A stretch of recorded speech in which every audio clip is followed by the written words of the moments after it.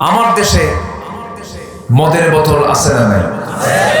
আসতে বলে আছে না নাই?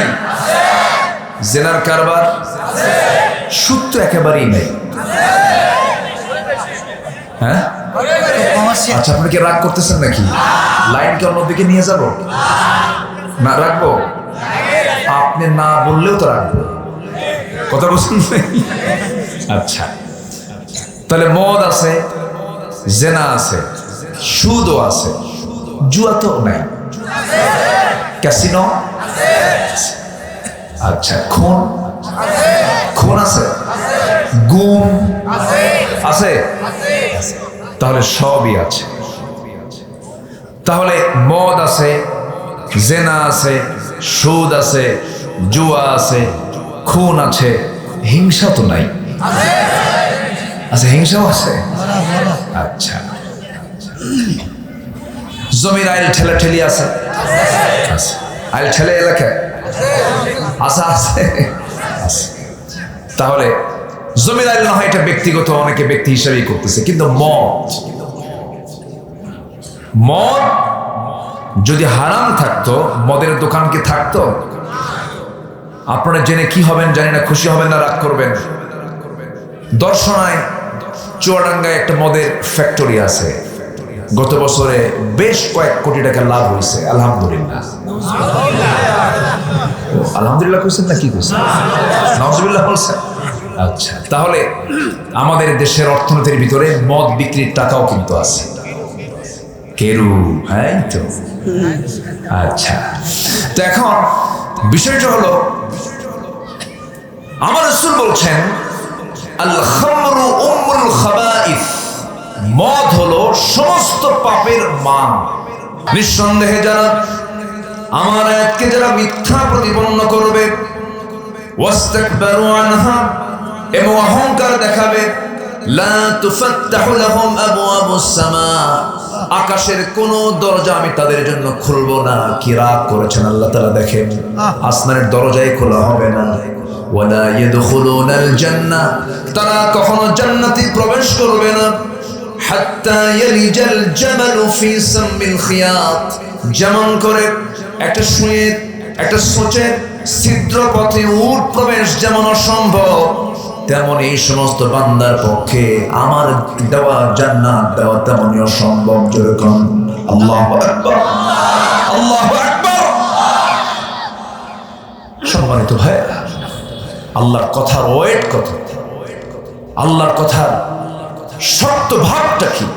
শুধু আমরা খুঁজি আল্লাহ রহমান, আল্লাহ রহিম, আল্লাহ গফফার, আল্লাহ গফুর, কিন্তু সেই দিন সবচেয়ে কঠিন আকার ধারণ করবেন তিনি কে? আসতে বলবেন না তিনি কে? আমার নবীজি মাঝে মাঝে সেজদার মধ্যে অস্থির হয়ে যেতেন। নবীজির সেজদার ভিতরে ছোট্ট ছোট্ট বাচ্চার মতো ডুকরে ডুকরে কাঁদতেন, হাওমাও করে কাঁদতেন। আম্মা যারা এসে বলেন, ইয়া রাসূলুল্লাহ, আপনার আগের পরে সব গুনাহগুলো আল্লাহ রাব্বুল আলামিন মাফ করে দিয়েছেন, আপনি এত কান্না করেন কেন? সেজদা দেন কেন? এত চোখের পানি ফেলে কাঁদেন কেন? রাসূল বলছেন, আয়েশা রে, আমি বিশ্বনবী হতে পারি, আল্লাহ যদি আমাকে কিয়ামতের দিন পাকড়াও করেন, আমি নবী ও নাজাত পাওয়ার কোনো সুযোগ পাবো না। এত কঠিন ভয়াবহ সেই বিচার দিবস সবার সামনে আছে না নাই? আছে না নাই? জাহান্নাম এবং জান্নাত দুটো প্রস্তুত করে রেখেছেন কে? আল্লাহ তাআলা। আমরা কোথায় যেতে চাই বলেন? কোথায় যেতে চাই? জান্নাতের আমল কি আর জাহান্নামের বদ আমল কি, এই বিষয়ে আমি কিছু কথা আজকে বলতে চাচ্ছি। আমাকে সময় দিচ্ছেন তো নাকি? আমি আশাবাদী। শুরু হয়েছে নাহমাদুহু দিয়ে, শেষ হবে সবাইকে নিয়ে। কি দিয়ে? মুনাজাতের মধ্য দিয়ে শেষ হবে। একটা মানুষ আমরা নড়বো না, ভাববো এটা আমার আপনার জন্য, কোরআনে কারীমের সম্মানের জন্য বসে থাকবো। সবাই থাকতে রাজি আছি তো ইনশাআল্লাহ? অন্য কোথাও জনসভা হোক, অন্য কোনো মিছিল মিটিং, সেটা ভিন্ন কথা, কিন্তু এটা হলো ইবাদতের জায়গা। এটা কিসের জায়গা বলেন? ইবাদত। আমরা কোরআন শুনতে এসেছি, এখানে দুটো হুকুম আল্লাহ তাআলা অর্ডার দিয়েছেন। কোরআন যখন আলোচনা হবে, তেলাওয়াত হবে, ওয়ানসিতু, চুপ থাকো, ফাসতামিউ, শোনো মনোযোগ দিয়ে, হুকুমটা কি মোল্লা না আল্লাহ? হুকুমটা কার? আল্লাহ। আল্লাহর হুকুম ফলো করে আমরা শেষ তক শেষ অবধি আমরা থাকবো। জোরে বলি ইনশাআল্লাহ। আমি কিন্তু এই কথা বারবার বলবো না, কিন্তু আপনি যদি ওঠা বসা করেন তাহলে আমার আলোচনা বিঘ্ন হলে তাহলে শৃঙ্খলা ভঙ্গের মামলা দেবার জন্য মনে হয় এখানে ফেরেশতা নেই। আসতে কোন কেন? মানুষ যদি মামলা দিতে পারে, এখানে কি শৃঙ্খলা ভঙ্গের মামলা দেবার জন্য ফেরেশতা নাই? সব দিকে খেয়াল করতে হবে। আসছি আমরা আমলের নিয়তে শুনবো। জোরে বলি ইনশাআল্লাহ। সম্মানিত ভাইয়েরা, আসুন আমরা মূল আয়াতের দিকে আস্তে আস্তে চলে যাচ্ছি। আমার কথাগুলো কি বোঝা যায়? বুঝতে কোনো কষ্ট হচ্ছে না তো? আমি চেষ্টা করি যতটুকু সহজ করে, যতটুকু শুদ্ধ বাংলায়।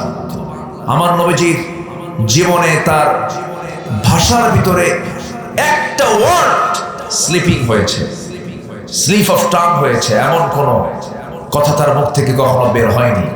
একজন আলোচকে যিনি দ্বীনের কথা বলবেন, উচিত তার মুখ থেকে অযাচিত, অপ্রাসঙ্গিক, অতিরঞ্জিত, এরপরে বেহুদা এমন জাতীয় কোনো কথা মুখ থেকে বের না হওয়া, কারণ এটা একটা ইবাদত। এটা কি ইবাদত? আমার দেশের মাহফিলগুলোতে এখন নাচানাচিও হয়, আছে না নাই বলেন তো? কিছু ভূত চাপছে আমার দেশের, মানে কিছু ভূত চাপছে মাহফিলটাকে, তারা কেউ কেউ রঙ্গমঞ্চ বানাতে চাচ্ছে। আছে না? আছে না? এরকম আছে না? হাসাহাসির পরিমাণ বেশি না? আমার নবীজির যখন আলোচনা শুরু হতো, আল খুতবাতুন নারিয়া, আগুন ঝরানো, তার চক্ষু লাল হয়ে যেত। সাহাবায়ে কেরামদের ভিতরে প্রতিক্রিয়া হলো, কাঁদতে কাঁদতে বেকার হয়ে যেত সবগুলো। মাহফিলের পরিবেশ হওয়া উচিত মূলত এমনটা, ঠিক কিনা বলে? আল্লাহ এদেশের এই মাহফিলের যে আবহমান কাল ধরে চলে আসায় যে সুন্দর এই পদ্ধতি সিস্টেম, এটা যিনি শুরু করেছিলেন তিনি তো আজকে নাই। পাখিটা খাঁচা মুক্ত হয়ে চলে গেছেন আল্লাহর কাছে। আল্লাহ তুমি তার কবরটাকে জান্নাতের টুকরা বানায় দাও। জোরে বলি আল্লাহুম্মা আমিন। কোরআনের আলোচনা করার, কোরআনের কথা বলার জন্য কি কি যোগ্যতা দরকার, কি কি পদ্ধতি দরকার, তিনি হচ্ছেন এদেশের সমস্ত আলেমদের এই আলোচনা করার ক্ষেত্রে একজন প্রবর্তক। বলি আলহামদুলিল্লাহ। একজন তিনি মডেল ছিলেন। আল্লাহ তুমি তাকে তোমার জান্নাতের উচ্চ মাকাম তুমি তাকে দিয়ে দাও। জোরে বলি আল্লাহুম্মা আমিন। আমি যেখান থেকে তেলাওয়াত করেছি সেই তেলাওয়াতকৃত সূরার নাম হলো সূরাতুল বাকারা। সূরাতুল বাকারা, বাকারা মানে হলো গাভী। বাকারা মানে কি? গাভী। গাভী এমন একটা প্রাণী, বলেন তো এর কোন অঙ্গটা কাজে লাগে না? এর কোন জিনিসটাকে, এমনকি এর পায়খানাও কাজে লাগে, জ্বালানিতে লাগে, তাই না? তো সূরাতুল বাকারা এটা এমন একটা সূরা, আল্লাহ তাআলা এর মধ্যে এমন কোন দিক নাই যা একটু না হলেও তিনি বলেন নাই, সব বলে দিয়েছেন। জোরে বলে সুবহানাল্লাহ, জোরে বলে সুবহানাল্লাহ। কি এটা? না না না, এটা দেওয়া যাবে, এটা শ্বাস প্রশ্বাস সমস্যা নাই। নমরুদ আসলে কিন্তু মশা আসছে, বুঝলেন না? নমরুদ যদি না আসতো এই মশাটা আসতো না, বুঝলেন? নাই, সমস্যা নাই। আচ্ছা, সূরাতুল বাকারার ঠিক মাঝখান থেকে মাঝামাঝি বলবো আমি ৮০, ৮১, ৮১, ৮২, ৮৩ আয়াত ত্রয়, ৩টা আয়াতে কারীম আমি তেলাওয়াত করেছি। এই ৩টা আয়াতের পরিপূর্ণ হক আদায় না করতে পারলেও আমি সামারাইজ করে কিছু নির্যাস আমি দেওয়ার চেষ্টা করব আপনার সহযোগিতার মাধ্যমে। জোরে বলি ইনশাআল্লাহ। আর বাকি ভরসা করব কার উপরে? আল্লাহর উপরে।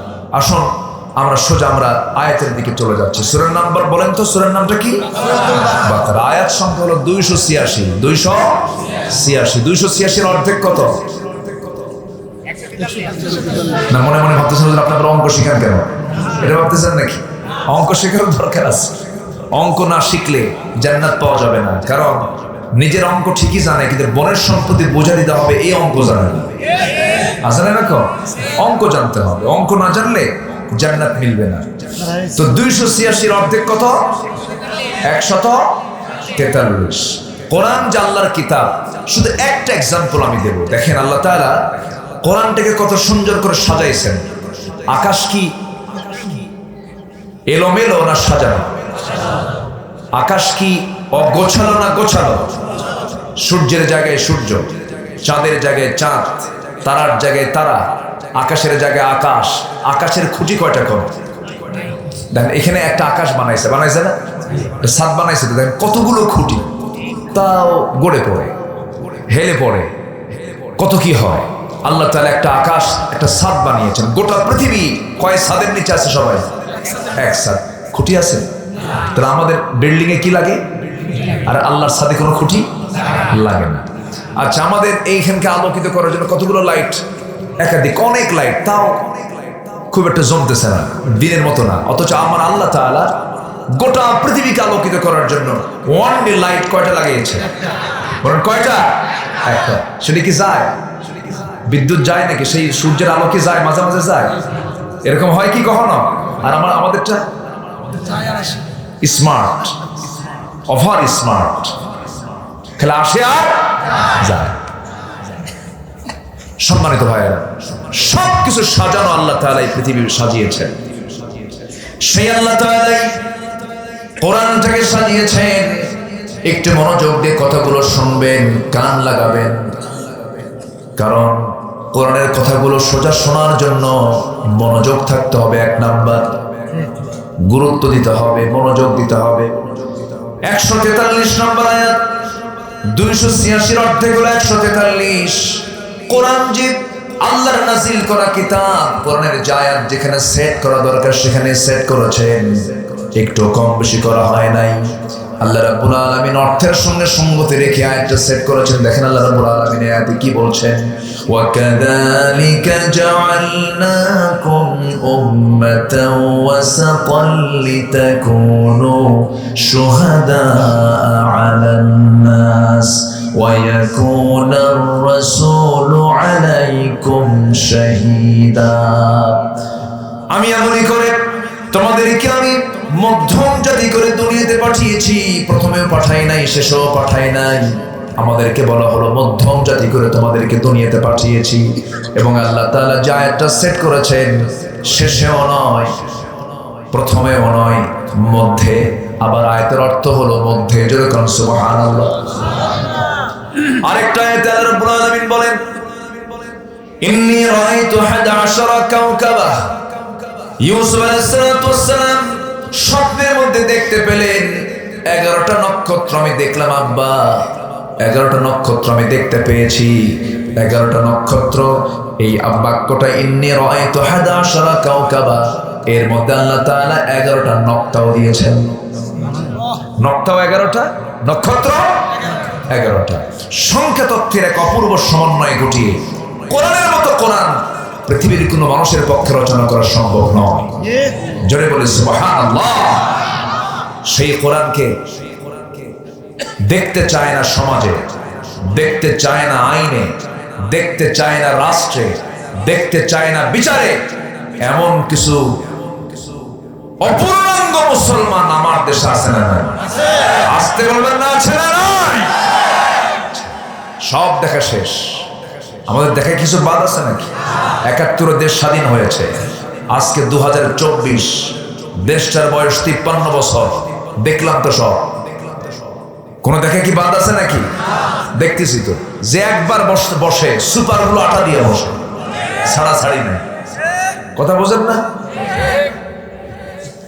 সব দেখলাম আমরা, সব দেখা শেষ। আগামীর দেশ আমরা দেখতে চাই কোরআনের দেশ। রাজি আছেন কারা কারা? হাত উঁচু করে রাখেন মুসলমান।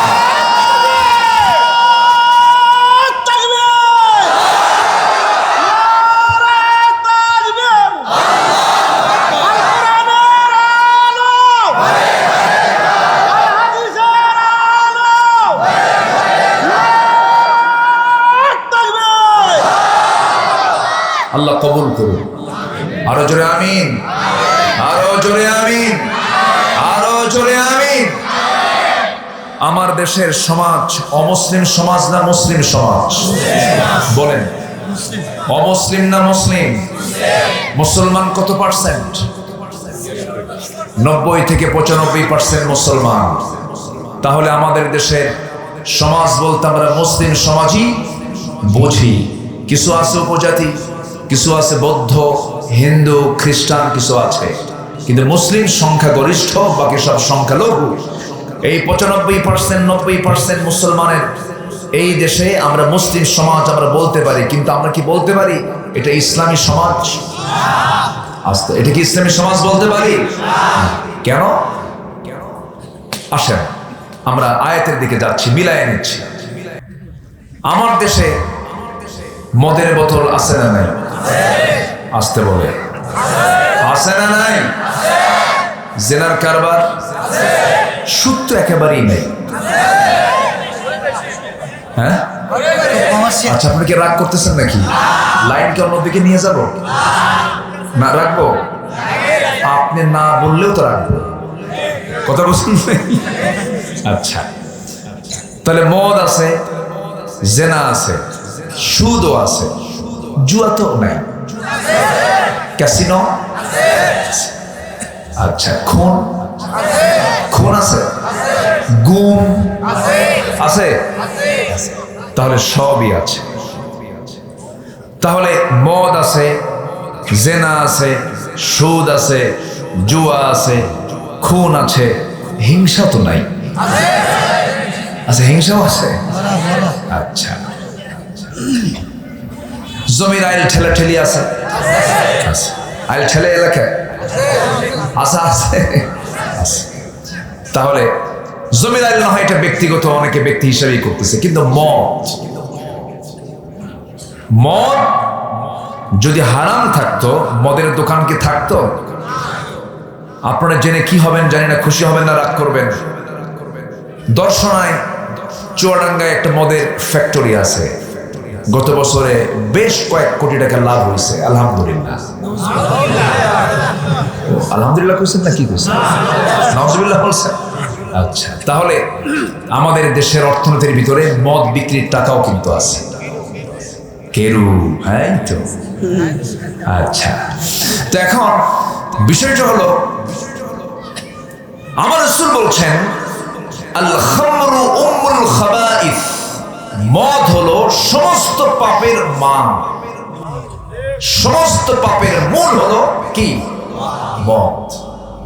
এটা কি আমার আপনার কোনো কথা? রাসূল বললেন। এখন আল্লাহ কি বলছেন দেখেন মদের ব্যাপারে, যে মদ আমার দেশে সংসদে তেলাওয়াত দিয়ে অধিবেশন শুরু করেই মদের আইন পাস করে। কি সুন্দর সিস্টেম, তাই না? আল্লাহ রাব্বুল আলামিন মদের ব্যাপারে কি বলছেন? ইন্নামাল খামরু ওয়াল মাইসিরু ওয়াল আনসাবু ওয়াল আজলামু রিজসুম মিন আমালিশ শাইতান ফাজতানিবুহু। জোরে বলুন আল্লাহু আকবার। মদ, জুয়া, এই সমস্ত কারবার হলো সম্পূর্ণ শয়তানের কাজ, এগুলো থেকে নিজেকে গুটে রাখো। মদ এমন একটা গুনার নাম, এমন একটা পাপের নাম, সমস্ত পাপকে মদ টেনে আনে। কারণ মদের ফলাফল হলো মদ্যপান করলে তাল না মাতাল, আসতে বললো না, তাল না মাতাল। যে মদ্যপানের মধ্য দিয়ে নিজের মেয়ে কোনটা বউ কোনটা বুঝতে পারে না, কি ঠিক কিনা বলেন?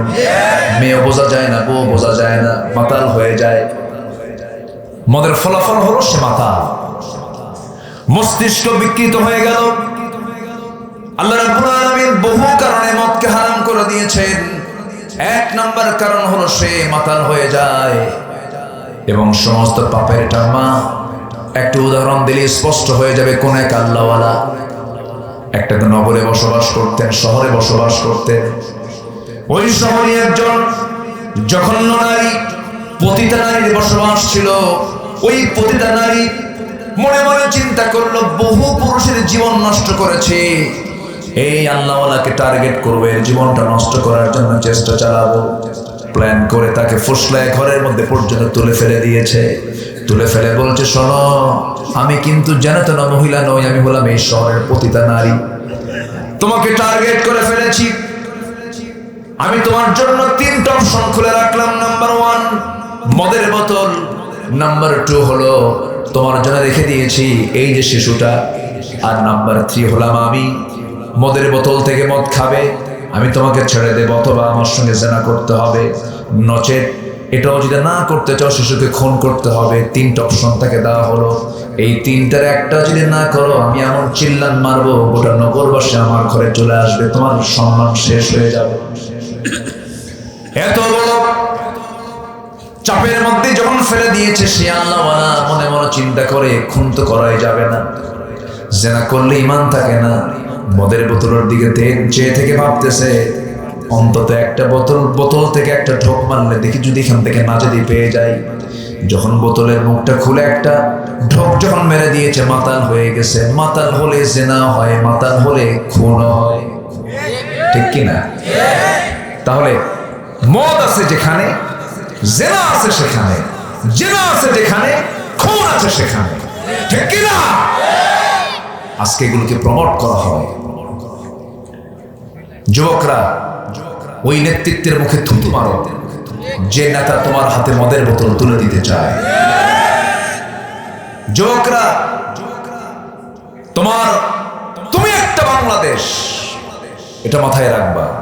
তুমি জেগে উঠলে দেশ জেগে উঠবে। এই দেশকে এই দেশের কৃষকরা পিছায় দেয়নি, এই দেশকে কোন শ্রমিকরা পিছায় দেয়নি, এই দেশকে কোন প্রবাসী পিছিয়ে দেয়নি। কৃষক অশিক্ষিত, শ্রমিক অশিক্ষিত, প্রবাসী বছরের পর বছর দেশ থেকে বউ বাচ্চার মায়া ত্যাগ করে বাপ মার চেহারা না দেখে কি খাটানিগুলো তারা দেয় প্রবাসে গিয়ে, রক্ত পানি বানায় ফেলে দেশে রেমিটেন্স পাঠায়। এরা হলো অশিক্ষিত। আর এরা যখন দেশকে এগিয়ে দিচ্ছে, দেশকে পিছায় দিচ্ছে কারা? ওই সমস্ত শিক্ষিত নামের কলম চোরেরা যারা কোরআনকে সমাজকে কোরআন দিয়ে সমাজকে গড়তে চায় না, ঠিক কিনা? কষ্ট পাচ্ছেন? কথা বলবো? কোন সমস্যা, কোন টেনশন? সম্মানিত ভাইয়েরা, একটু মনোযোগ দিয়ে কথাগুলো শুনুন। আজকে আমার কথাগুলো অনেকের গায়ে লাগতে পারে, গায়ে লাগলে আমার তো কোনো যায় আসে না। আমি তো আমার বাপের কথা বলতে আসিনি, আমি বলতেছি কোরআন থেকে কথা, ঠিক কিনা? কোরআনের কোন আয়াতে আপনি দেখবেন যে মদ জায়েজ আছে? তাহলে কোরআনের যে আয়াতে বলা হচ্ছে, কোরআন বলে দিচ্ছে মদ হারাম। আপনি যদি বলেন আপনি এই বিষয়ে কথা বলবেন না, আপনি কোরআনের বিরুদ্ধে অবস্থান নিচ্ছেন, আপনাকে আমরা ছাড়ব না। আজকে যুবকরা শেষ হয়ে গেল। ইয়াবা ট্যাবলেট হাতে তুলে দেয়, ফেন্সিডিল তুলে দেয়। আমি কি ভুল বলছি? আমি কি ভুল বলছি? একটা জাতির ধ্বংসের জন্য যুবকদেরকে টার্গেট করলে হয়ে যায়। যুবকরা আজকে মাদকাসক্ত। এর মধ্যে আবার কোরআন তো নাই, সিলেবাস কারা কি করছে আল্লাহ জানে। হ্যাঁ, আমরা জানি পুরুষ আর নারী এটাই হলো পৃথিবীর ন্যাচারাল। পুরুষ এবং নারী থেকে আদম এবং হাওয়া থেকে পৃথিবীতে সমস্ত মানুষের আগমন। মিন যাকারিন ওয়া উনসা ওয়া জাআলনাকুম শুউবান ওয়া ক্বাবাইলা লিতাআরাফু। কিন্তু এখন মেল ফিমেল সাথে আবার ট্রান্স জেন্ডার, ট্রান্স জেন্ডার মানে ট্রান্স, ও মানে ও থাকবে না, পুরুষও থাকবে না, মহিলাও থাকবে না, ও আলাদা জাত থাকবে। ওই আলাদা জাত যেটা ট্রান্সজেন্ডার, ওদেরকে ভিন্ন গ্রহে পাঠায় দিয়া ওই জায়গায় ওরা খায় পুরে মরুক। ওদের তো বাচ্চা কাচ্চা হবে না। এগুলো কি শেখানো হচ্ছে? আচ্ছা, ফিলিস্তিন বন্ধু না ইসরায়েল বন্ধু আমার? বলেন তো, বলেন, ফিলিস্তিন আমার ভাই না ইসরায়েল আমার ভাই? তাহলে ক্লাস 9-10 সিলেবাসে কেন সামাজিক বিজ্ঞান বইয়ের মধ্যে ইসরায়েলের মানচিত্র দেখানো হলো? উচিত ছিল ফিলিস্তিনের মানচিত্র দেখানো। কয়টা বলবো? সর্বাঙ্গে ব্যথা, ওষুধ দেব কোথা? বহু কথা। সম্মানিত ভাইয়েরা, সম্মানিত বন্ধুগণ, মুখে অনেক কথা আসছে, কিন্তু আল্লাহর কসম করে বলি, আমি কোন ব্যক্তি, কোন দল, কোন গোষ্ঠীকে গালি দেওয়ার জন্য কথা বলছি না। কোরআন যাকে গালি দিচ্ছে আমি তাকে কথা বলছি। সম্মানিত ভাইয়েরা, মদ, কিয়ামত পর্যন্ত হারাম। কেউ এটাকে হালাল করতে পারবে না। মদের ধারে পাশে আমরা যাব না। জোরে বলি ইনশাআল্লাহ, জোরে বলি ইনশাআল্লাহ। পাপ করলে পাপ আমাকে ঘেরাও করে ফেলবে, পাপ করলে পাপ আমাকে ঘেরাও করে ফেলবে। আল্লাহ রাব্বুল আলামিন বলেন সূরা বাকারার ৮১ নম্বর আয়াত, কোট করে রাখেন, মহান রব্বুল আলামিন বলছেন বালা মান কাসাবা সাইয়্যাতান ওয়া আহাতাত বিহি খাতিআতুহু ফাউলাইকা আসহাবুন নার হুম ফিহা খালিদুন। বান্দা তুমি পাপ করবে, পাপ তোমাকে ঘেরাও করে ফেলবে, পাপ তোমাকে অ্যাটাক করে ফেলবে, পাপ তোমাকে বিভিন্ন ভাবে তোমাকে জড়িয়ে ফেলবে। যেমন ধরুন যদি কেউ বিড়ি খায়, বিড়ি খাইলে পরে তার ঠোঁট দেখলেই বোঝা যায় এটা কি খোর। দেখছেন করছো আঁকা ফুটে উঠছে চেহারায়, দেখলি ভাই এটা বিড়ি খায়। কি খায়? বিড়ি খায়। যে মদ খায়, মদ খরজি চেহারা দেখলে টের পাওয়া যায়, চোখটা ফেটে বের হয়, চোখ দেখলে বোঝা যায় এটা পাক্কা মদ খোর। ঠিক কিনা বলে? চেহারায় তা ফুটে ওঠে। আমার বন্ধুগণ, মদ তো খেলে মাতাল হয়ে যায়। এক বেচারি মদ খায়, রাত ৩টার দিকে বাড়িতে আসছে, বাড়িতে এসে দরজায় ডাক দিচ্ছে। তো বউ তো ভাবতেছে যে এ তো মদ খেয়েছে, কারণ বউ তো জানে তার স্বামীর খবর। স্বামীর খবর কি অন্য কেউ বেশি জানে? স্বামীর খবর বেশি জানে কে? বউ। বউ জানে আমার স্বামী কয় নাম্বার মানুষ, এটা বউরা ভালো জানে। এই জন্য রাসূল বলেছেন আমি বিশ্ব নবী, আমি আমার বউদের কাছে ভালো। আমি বলে দিয়েছি বউরা রাতের আধারে যা করি তা বলে দাও। সাহাবীদেরকে বলেছি দিনের আলোতে যা করি তা বলে দাও। পৃথিবীতে এমন কোন লিডার আপনি পাবেন না যে 24 ঘন্টা সব কিছু বলে দিলে তার ইজ্জত থাকবে। রাসূল ছিলেন আমার আদর্শ। জোরে করে সুবহানাল্লাহ। তো এখন রাত ৩টার দিকে এসে যখন বলতেছে, ডাকতেছে, এই দরজা খোল। বউ মনে মনে ভাবতেছে ও তো মদ খেয়ে আসছে রাত ৩টা, দরজা খুলি কেমনে? বড় একটা ছেলে আছে, ছেলেকে ডাক দিয়ে বলে আব্বা এদিকে আসো, তোমার বাপ তো আসছে, ভয় পাচ্ছি দরজা খুলতে, আসো সাথে। দরজাটা খুলি, দরজা খোলা মাত্রই মদ খাইছে ডাবল, চোখ লাল টকটকা। বউয়ের দিকে তাকায় বলছে আম্মা আসসালামু আলাইকুম। বসেন। এখন বউ বলে হাই আমার পোড়া কপাল, তোমার কি একটু হুঁশ হলো না? যুবক ছেলের সামনে দাঁড়ানো, তার সামনে আমার মা বলে ডাকো, একটু কি হুঁশ নাই তোমার? লজ্জা নাই তোমার? ছেলের দিকে তাকায় বলে দুলাভাই আসসালামু আলাইকুম। এটাই হলো মদের ফলাফল। সম্মানিত ভাইয়েরা, এই সমস্ত পাপ কাজগুলো আজকের সমাজে কঠিন হয়েছে না সহজ হয়েছে? কঠিন হয়েছে না সহজ হয়ে গেছে? সহজ, সহজ, ইজি। এটা কোনো কিছুই না, মানে জাস্ট নো ম্যাটার, এটা কিচ্ছু কোনো ব্যাপারই না। এটা সাথে আরেকটা যোগ দিয়েছে ট্রান্সজেন্ডারের সাথে সমকামিতা। সমকামিতা হলো পুরুষ পুরুষকে বিয়ে করবে, নারী নারীর প্রতি আসক্ত হবে, যা কুত্তার মধ্যে হয়। কুত্তার মধ্যে আছে, ওর কুত্তার মধ্যে একটা মানে ওর মধ্যে একটা সেন্স আছে।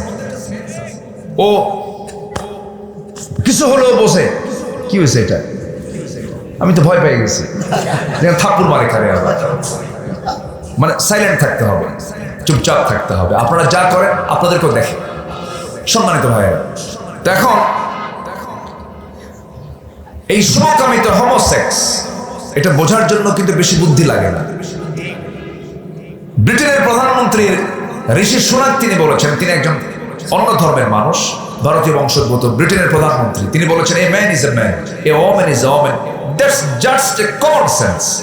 একটা পুরুষ একটা পুরুষ, একটা নারী একটা নারী, এটা বোঝার জন্য কিচ্ছু লাগে না, কমন সেন্সই যথেষ্ট। আজকে এই সমকামিতাকে প্রমোট করার জন্য আমার দেশেও কিছু ধ্বজভঙ্গ বদমাইশরা নামছে রাস্তায়, আছে না নাই? কেন জানেন? ভারতে প্রায় সমকামিতাকে তারা আইন আকারে পাশ করার চেষ্টা করতেছে। আমেরিকা ইউরোপের বহু দেশে সমকামিতার আইনটাকে বিল টেনে সংসদ আইন আকারে পাশ করছে। এই অসভ্য দুনিয়াকে সভ্য করার জন্য মুসলমানদের নেতৃত্ব হাতে আনতে হবে। মুসলমান, ঠিক কিনা? সম্মানিত ভাইয়েরা, সম্মানিত বন্ধুগণ, আজকের ডেড সি প্রমাণ হয়ে আছে, সাক্ষী হয়ে আছে। জর্দান ফি আদনাল আরদ, গোটা পৃথিবীর সবচেয়ে নিম্নাঞ্চল হলো জর্দানের ডেড সি এলাকা। যে এলাকার নাগরিকরা একসময় আজ থেকে 5000 বছর আগে এই সমকামিতা করতে গিয়ে আল্লাহ তাদের সবগুলোকে ধরে আকাশের উপরে তুলে নিয়ে এক ঠেক না মেরে মাটির মধ্যে গেড়ে দিয়ে শেষ করে দিয়েছে এই সমকামিতা।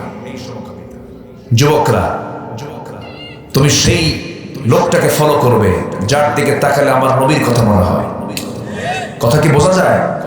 কথা বোঝা যায়? তোমাকে নষ্ট করার জন্য চতুর্দিক থেকে অক্টোপাসের মতো তোমাকে ঘিরে ধরার চেষ্টা করবে না, কোনো দিকেই যাওয়া যাবে না। তোমাকে ধরতে হবে একমাত্র কোন কিতাব? আসতে বলবেন না, কোন কিতাব? কোরআনকে ধরতে হবে। কোরআনকে আঁকড়ে ধরতে হবে। একটু কান লাগাবেন, মনোযোগ দিয়ে কথাগুলো শুনবেন। আল্লাহ নিজে বলছেন পাপ করবে, পাপ তোমাকে ঘেরাও করে ফেলবে।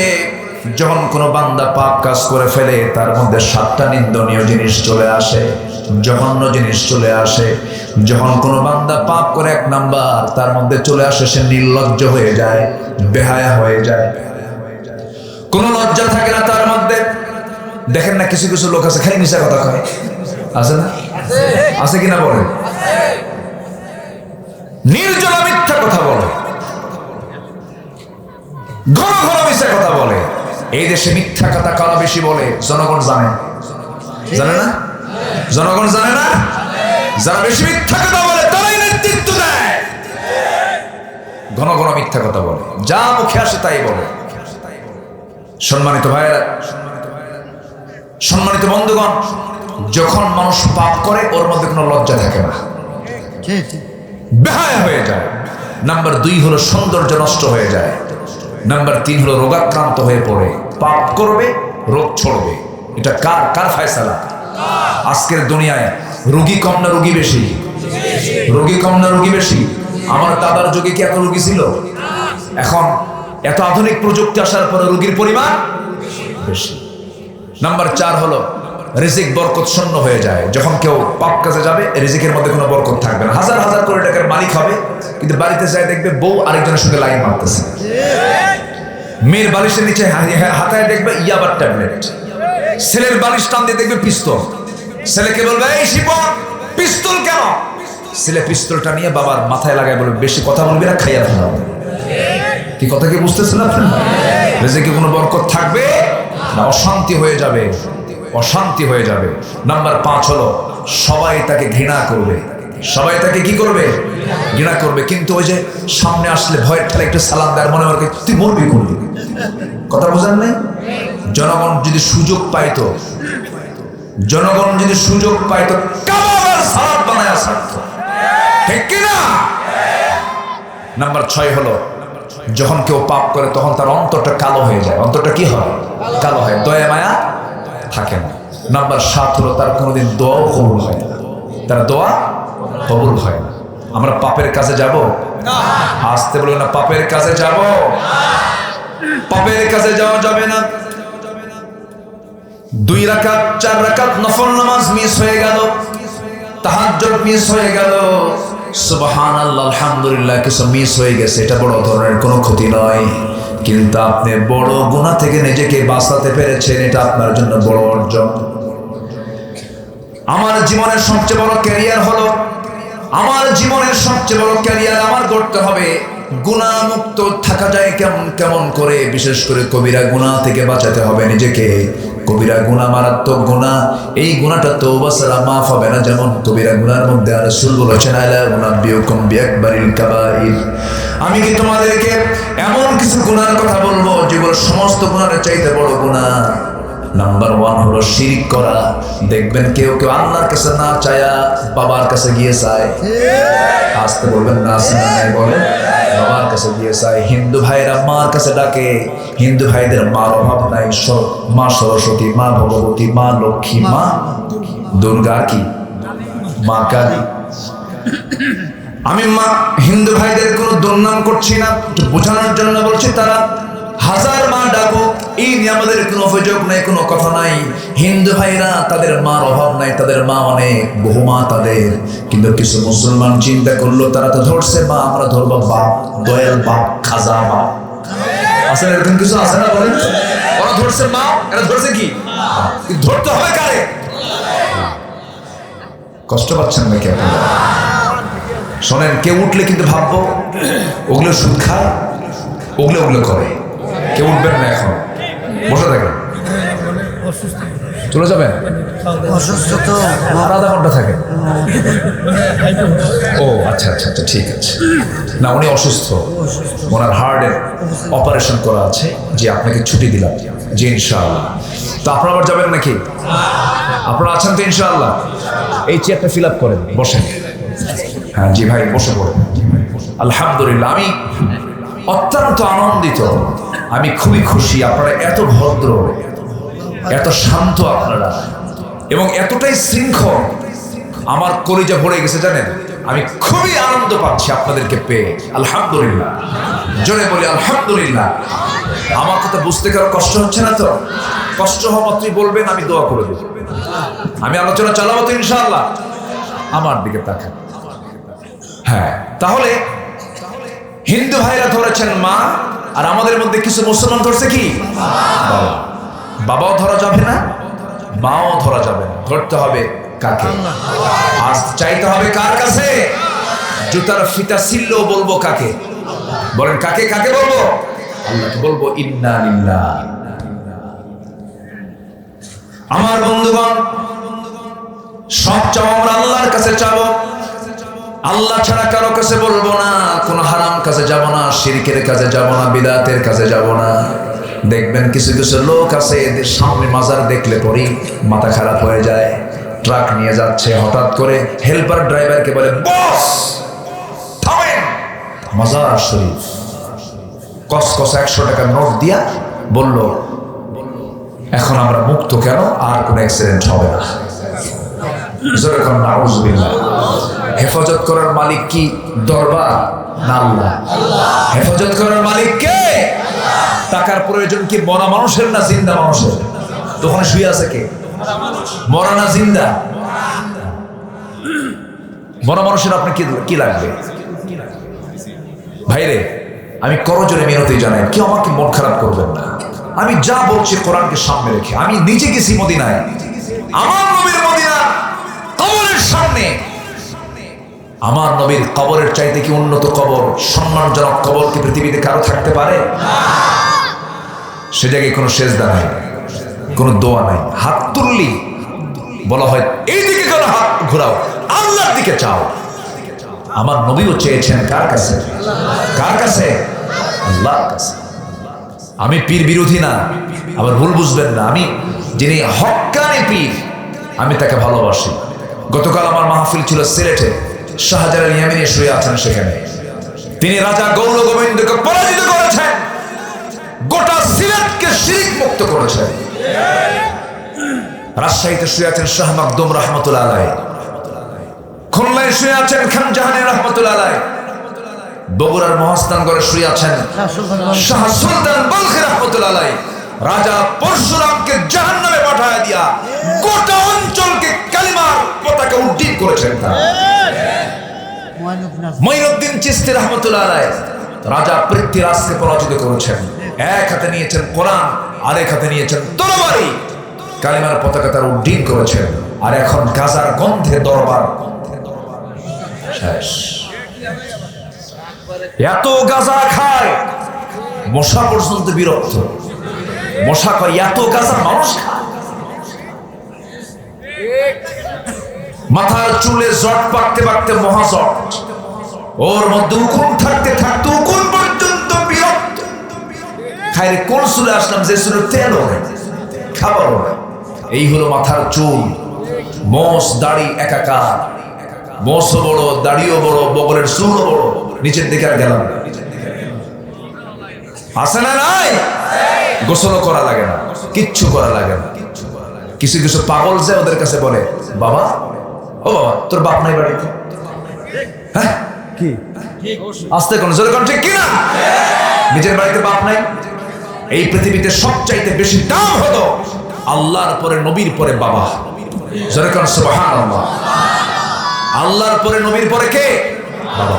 বাবার দাম সবচেয়ে বেশি, এরপরে মায়ের হকটা বেশি। জোরে কোন সুবহানাল্লাহ। আসল জায়গায় কোনো নক নাই, নকল জায়গায় চলে যায়। আব্বা একটা গ্রিন সিগন্যাল, আব্বার কাছে বলবেন, আব্বা দোয়া করবেন, সরাসরি আল্লাহ শুনবেন। মার কাছে বলবেন, মা দোয়া করবেন, সরাসরি আল্লাহ শুনবেন। 3 দোয়া মিস হয় না। কয় দোয়া? মুসাফিরের দোয়া, মজলুমের দোয়া, পিতামাতার দোয়া। হাদিস এটা। তো আপনি এর মধ্যে কি কোনো ন্যাংটা বাবা আছে? বলতে ন্যাংটা বাবা আছে? বদমাইশ এগুলো। একটা কথা জেনে রাখবেন, কোন পাগল, অসামাজিক, ব্যক্তিত্বহীন, মস্তিষ্ক বিকৃত ব্যক্তি কখনো আল্লাহর ওলি হতে পারে না। কথা বোঝা গেল? পাগল মানুষ কখনো আল্লাহ ওয়ালা হয় না। পাগল তো পাগলই, তার প্রতি কোনো হুকুমই নেই। সম্মানিত ভাইয়েরা, তাহলে আমরা পাপের মধ্যে সবচেয়ে বড় পাপ যেটা শিরক, আমরা করবো না। জোরে বলি ইনশাআল্লাহ। নাম্বার 2, রাসূল বলেন উকুকুল ওয়ালিদাইন, পিতামাতার সঙ্গে নাফরমানি করা। এমন সন্তান তো তার আসে নাই। আসতে অ্যাভেলেবল এমন সন্তান কি হওয়া যাবে? বাবারা, মাকে কষ্ট দিবা না। মা হেরে গেলে আর পাওয়া যায় না। বাপকে কষ্ট দিবা না, হেরে গেলে আর পাবা না, কখনো পাবা না। পরে আফসোস করবা, যাহারে কি হারাইছে। এই যে বুড়ো চাচা বসে আছে যারা, আমার এই কথা শুনে তাদের চোখে কিন্তু পানি আসে। যারা বাপ হারাইছে তারা বুঝে কি সম্পদটা আমরা হারাইছি। পৃথিবীর কোথাও কেউ শেল্টার না দিলে বাপ শেল্টার, পৃথিবীর কোথাও জায়গা না হলে মা তাকে জায়গা করে দেয়। মা, বাপ। রাসূল বলেছেন, আমি আমার বাপকে দেখি নাই, আমি আমার মাকে প্রাপ্তবয়স্ক অবস্থায় দেখি নাই। কিন্তু সাহাবীরা, পৃথিবী থেকে যদি তুমি জান্নাতের সিগন্যাল নিয়ে যেতে চাও, বাপ মার মুখ থেকে সিগন্যাল নিবা, গ্রিন সিগন্যাল, দোয়া নিবা, তোমার জন্য জান্নাতের গ্রিন সিগন্যাল তুমি পেয়ে যাবা। জোরে করো সুবহানাল্লাহ। বাপ মা যদি দোষও করে, শক্ত ভাষায় সেই দোষ ধরাও জায়েজ? কখনো না, কখনো। এখানে কোনো আইনই চলবে না, এখানে কোনো বিধানই চলবে না। এক সাহাবী মারা যাবেন, নবীদের জীবদ্দশায় ইন্তেকাল করবেন, মুখ থেকে কালিমা বের হয় না। মুখ থেকে, সাহাবী কিন্তু মুখ থেকে কালিমা বের হয় না। নবীজির কানে সংবাদ গেল, নবীজি বলছেন, ও সাহাবীরা, ওই আমার প্রিয় আলকামার মা বেঁচে আছে নাকি বাপ বেঁচে আছে নাকি? হ্যাঁ বেঁচে আছে। তার মাকে ডেকে আনো। ডেকে আনা হলো। বলা হলো, আলকামার মা, আপনার মন খারাপ নাকি? কি হয়েছে? আপনার ছেলে তো অসুস্থ, সে মারা যাবে, আপনি মনক্ষুণ্ণ নাকি? সঙ্গে সঙ্গে আলকামার মা বলছে, আমার ছেলেটা খুব ভালো ছিল, কিন্তু বিয়ের পরে সে শুধু বইয়ের কথা শোনে। এমন সন্তান তো এখন নাই। আছে? হ্যাঁ আছে। বউ বড় না মা বড়? মাহফিলে মা বড়, আর বাড়িতে বউ বড়। ঠিক আছে না? সব জায়গায়, সব জায়গায় খালি বয়সী রাগ করতেছেন আপনারা? কথা বলে বলবেন না পেস্টাস লাগাই দিলাম আমরা? এগুলো কথা কি বলার দরকার আছে? ভালো করে বলবেন, মা বড় না বউ বড়? সব সময়ের জন্য মা বড়, কোন সময়ের জন্য মা কি কোন লেভেলে নেওয়া যাবে না। মার সঙ্গে কোনো তুলনাই চলে না। মা মার জায়গায়, বউটা বইয়ের জায়গায়, বইয়েরও দাম আছে। বউকে আপনি কাজের মানুষ মনে করবেন না। কিছু কিছু স্বামী আছে, সকালেও থাপড়ায়, বিকেলেও থাপড়ায়, ছোট লোকের বাচ্চা। ঠিক কিনা? আছে না নাই? মায়েরা খুব খুশি, হুজুর ভালো করে রাখতেন, আমার স্বামী মানুষ না। বউকে রাসূল মেরেছেন এমন কোন রেকর্ড নাই। কোনদিন বউয়ের গায়ে হাত দিয়েছেন এমন কোন রেকর্ড নাই। এমন হয়েছে, নবীজির সামনে একদিন আম্মা জান আয়েশা বলছেন, ইয়া রাসূলুল্লাহ, আমি আপনার বিরুদ্ধে বিচার দেব, বিচার ডাকবো। স্বামী স্ত্রীর মধ্যে গন্ডগোল লাগে না? লাগে তো। রাসূল বলেন, আচ্ছা তুমি বিচার ডাকো, কাকে ডাকবো? বিচারক কাকে বলবো? ওমরকে ডাক দিই। কেন? ওমরকে দেখলে ভয় লাগে। আব্বাকে ডাক দেন। আব্বাকে ডাকা হলো। রাসূল যখন শুনলেন আবু বকর বিচার করার জন্য আসতেছে, কিন্তু বিচারকের ভাব হবে সমস্ত কথাগুলো শোনার পরে রায় দেওয়া। কিন্তু বিচারক এমন বিচারক, ভিতরে ঢুকেই তিনি খুঁজতেছেন তার মেয়ে আয়েশাটা কোথায়, আজকে মেরেই ফেলবো রে। কথা বলছেন, মেরেই ফেলবো রে। সঙ্গে সঙ্গে ভয়ে আম্মা জান আয়েশা আমার নবীর পিছনে গিয়ে দাঁড়ায় আছেন রাসূলের হেল্প নেওয়ার জন্য। রাসূল বলছেন, আবু বকর বিচারক তুমি মারতে আসো কেন? আগে বিচারটা করো। কেন? আজকে আমি ওকে মেরেই ফেলবো। রাসূল বলছেন, আয়েশা তুমি আমার বিরুদ্ধে বিচার ডেকে তুমি আমার পিছনে দাঁড়ায় আছো কেন? সুবহানাল্লাহ বলবেন। বিচার শেষ, বিচার শেষ। নবীজি ম্যানেজ করতেন, নবীজি গন্ডগোল লাগাতেন না। মেয়েরা একটু কথা বেশি বলে, মেয়েরা একটু ঘন ঘন কথা বলে, এটা পুরুষের মাথায় থাকতে হবে। মেয়েরা কথা বলবে সারাদিনে 5000 শব্দ, আর পুরুষরা কথা বলে দিনে 2000 শব্দ। কয় হাজার বেশি? কয় হাজার বেশি? মাথায় রাখতে হবে। বেগুন কিনছেন, বেগুন কেনার পরে যদি বর্ষাকালের বেগুনে পোকা কম হয় না বেশি হয়? বেশি হয়। বর্ষাকালের বেগুন কিনে নিয়ে বাড়িতে গেছেন, পচা বেগুন, পোকার ভিতরে টের পান নাই। বটিতে কুটতে নিয়ে যদি একবার পোকা বের হয়, বেগুনের তফসির হবে 3 ঘন্টা একটা। ঠিক আছে? আল্লাহ তাআলা মেয়েদেরকে এরকম করে বানাইছে। মেয়েরা কথা বলে কেন বেশি? সন্তান লালন পালন করতে গেলে কথা বলার কম প্রয়োজন হয় না বেশি হয়? বড় কম হয় না বেশি হয়? এক কথা একবার বলতে হয় না, বারবার বলতে হয়। সন্তানকে করে নিয়ে বলে, আব্বা থামো, আব্বা থামো, ও ময়না, ও সোনা, ও আত্মা সুমা খায়। আবার বলে, আবার থামো, বারবার বারবার করে বলে। এই দায়িত্ব যদি কোনো বাপকে দেওয়া হয়, হয়তো বলবে একবার, বাবা থাম, থাম বাবা থাম, থাম। ঠিক আছে? কি কথা কি বুঝতেছেন আপনারা? আল্লাহ তাআলা এই জন্য মেয়েদের কথার পরিমাণ কমায় দিয়েছেন না বাড়ায় দিয়েছেন? আল্লাহ। তাহলে মেয়েদের কথা বলার দরকার আছে না নাই বলেন? ওরা কথা বেশি বলুক, আপনি শুনে যাবেন, আপনি শুনবেন, আপনি ধৈর্য ধরবেন, পরিবারটা জান্নাতের টুকরা হয়ে যাবে। জোরে বলে সুবহানাল্লাহ। মায়ের সঙ্গে বইয়ের গন্ডগোল লাগে না? আজ থেকে লাগে কিনা বলেন? এখন কিন্তু আমার মায়েরা খুব মনোযোগ দিয়ে শুনতেছে, দেখি হুজুর কোন দিকে যায়। মায়ের সঙ্গে শাশুড়ির গন্ডগোল, কি বলে, মায়ের সঙ্গে বইয়ের গন্ডগোল, ছেলে বইয়ের গন্ডগোল লেগে থাকে। এই বিষয়টা বিশেষ করে সন্তানকে মাথায় রাখতে হবে। মার গুরুত্ব বুঝতে হবে, স্ত্রীর গুরুত্ব বুঝতে হবে, দুইজনকে দুই রকম বুঝ দিতে হবে। বউকে বলতে হবে, শোনো আমার বউ, মা তো বুড়াই হয়ে গেছে, বাঁচবে আর কয়দিন, একটু না ধৈর্য ধরো। আমি তোমার প্রিয় স্বামী, আমার মতো আমি তোমার স্বামী, আমাকে আমার মা পেটে ধারণ করেছেন। সুন্দর করে মায়া, সুন্দর করে মায়া দয়া শেখায় তাকে বুঝাবেন, সুন্দর করে বলবেন আপনি। আবার মাকে বলবেন, মা আমি তোমাকে ডাকছি কখন মা বলে বলো। তোমার মার থেকে, তোমার মা তোমার পেট থেকে জন্ম নিয়ে কি আমি তোমাকে না মা ডাকছি নাকি না? তুমি আমার মুখে মা ডাকটা শুনছো কয়দিন পর বলো, বাবা তুই কথাই বলতি না, 2.5 বছর পার হয়ে গেছে, এরপরে তুই আম্মা ডাকছিস। ও মা, আমি তোমার পেট থেকে জন্ম নিলাম, আমার এই দুনিয়াতে আসার পরে তুমি এত যত্ন করেছো, 2.5 বছর টানা সেবা করার পরে, যত্ন করার পর আমার মুখ থেকে একটা ডাক শোনাচ্ছ মা। কিন্তু আমার এই বউটা অন্য বাড়ি থেকে বাপ মা ছেড়ে সব কিছু ছেড়ে সে চলে আসছে আমার বাড়িতে। আজকে সেই ডেকে প্রথম দিন থেকে তোমাকে ডাক দিয়েছে মা। মা তুমি খুশি হও না কেন? বুঝাইয়া বলবেন, সব ঠান্ডা হয়ে যাবে। বলেন আলহামদুলিল্লাহ। ওয়াজের দরকার আছে না নাই বলেন? বাড়িতে ওয়াজের দরকার আছে না নাই? ওয়াজ না দেখলে পিটাবেন, কাম হবে না, বোঝাতে হবে। জোরে বলি ইনশাআল্লাহ, জোরে বলি ইনশাআল্লাহ। কোন মা বাবার সঙ্গে খারাপ আচরণ করা যাবে? আলকামার মাকে রাসূল বললেন, আলকামার মা আপনার ছেলে তো মারা যাচ্ছে, অসুস্থ সে, আপনি কি রাগ করছেন? হ্যাঁ আমি রাগ করছি। কেন? আমার চাইতে বইয়ের কথা বেশি শোনে। নবীজি কিচ্ছু বললেন না। নবীজি বললেন, আলকামার মা আমার সে সাহাবী, আমি তার পক্ষ থেকে আপনার কাছ থেকে মাফ চেয়ে নিচ্ছি, আপনি তাকে মাফ করে দেন। কিন্তু মা বলতেছেন, ইয়া রাসূলুল্লাহ, আমি খুব রাগ করেছি, আমি তাকে মাফ করব না।